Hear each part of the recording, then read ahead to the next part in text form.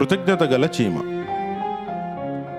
ఒకరోజు అనుకోకుండా ఓ చిన్న చీమ సరస్సులో పడిపోయింది. పడుతూ లేస్తూ నీటిలో మునగసాగింది.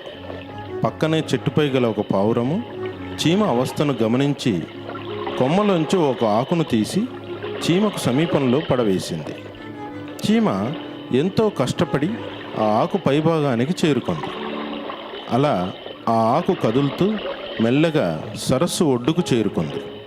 బ్రతుకు జీవుడా అనుకుంటూ ఒడ్డుపైకి చేరిన చీమ తన ప్రాణాలు కాపాడిన పావురానికి మనస్సులో ధన్యవాదాలు తెలుపుకుంది.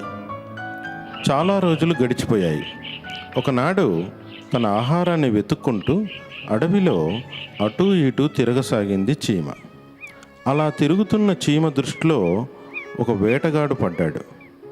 ఆ వేటగాడు చెట్ల పొదల్లో నక్కి ఉన్నాడు. వాడి చేతిలోని తుపాకీ పావురానికి గురిపెట్టబడి ఉంది. అది గమనించిన చీమ వెంటనే ఆలోచించి పరుగు పరుగున వాడి కాలిని చేరుకొని గట్టిగా కుట్టింది.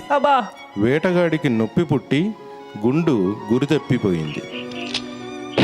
ఆ శబ్దానికి పావురం తుర్రుమని ఎగిరిపోయింది. తనను రక్షించిన పావురానికి చీమ తన ప్రాణాలు కాపాడి ఈ విధంగా కృతజ్ఞతను తెలుపుకుంది. ఈ కథలో నీతి సహాయాన్ని పొందడమే కాదు, ఇతరులకు సహాయపడాలి.